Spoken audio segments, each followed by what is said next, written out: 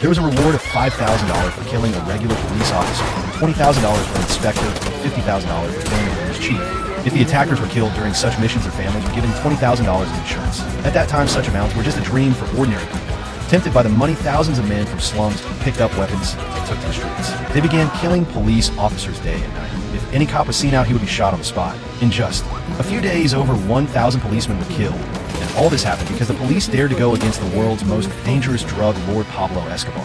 For him, no official rank mattered. Even government officers close to the president were not spared if they went against him. To expand his drug business to the U.S., Pablo bought an entire island and named it a wildlife sanctuary. But in reality, it was a base for cocaine supply. Trucks were placed on American highways so that planes could land there. The goods would be unloaded openly in Colombia. 1 kilo of cocaine cost $7,000, but in the U.S., after being diluted in milk, it was sold at triple the price, up to $150,000. Slowly, most of America's drug trade came under Pablo's control, but the U.S. got worried about the money flowing out of the country. They tried to make a deal with Colombia to catch Pablo. However, they underestimated his power. He had built his own private army of 40,000 soldiers with modern weapons. They were no less than a national military. Pablo began donating houses to the poor, building schools, starting football teams, and showing a good image in the media.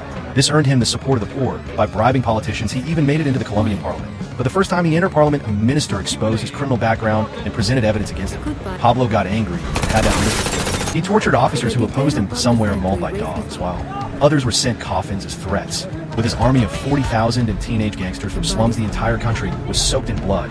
No one, neither police nor politicians, felt safe. Eventually, the president formed a military unit and joined forces with the U.S. to launch an operation against Pablo. Anyone caught supporting Pablo was shot dead on the spot. Their bodies were hung on roadsides to spread fear. Gradually, Pablo's weapons and belongings were seized. His associates were killed. He went into hiding. But even then, he started planting bombs. Many lives were lost, and he became more of a terrorist than a mafia boss. People lived in fear where the next blast would happen. Finally, the government gave in and agreed to a deal. Pablo agreed to surrender, but only if he could build his own jail. He then constructed a massive, luxurious prison with a helipad, football field, bar, dance club, and more. All the staff were his own men. It was more of a resort than a jail. From inside this jail, he restarted his drug business. But one day, two of his partners asked for more money. Pablo had them caught and brutally cut up with a saw. This news leaked out, and the public turned against the government. So the government decided to shift him to another prison. But when the army arrived, Pablo escaped. Now the government went all out. Rival gangs, the U.S., and the Colombian military joined forces. All his lawyers, accountants, and partners were killed. His own men began switching sides to save their lives. Pablo was now completely alone. The government captured his family. He had no choice to call his wife. And through that call, the army tracked his location. They surrounded his hideout. Pablo saw his son one last and chose to fight. As soon as he fired the first bullet, the army opened fire. Pablo was shot dead, and with that, his reign of terror finally ended.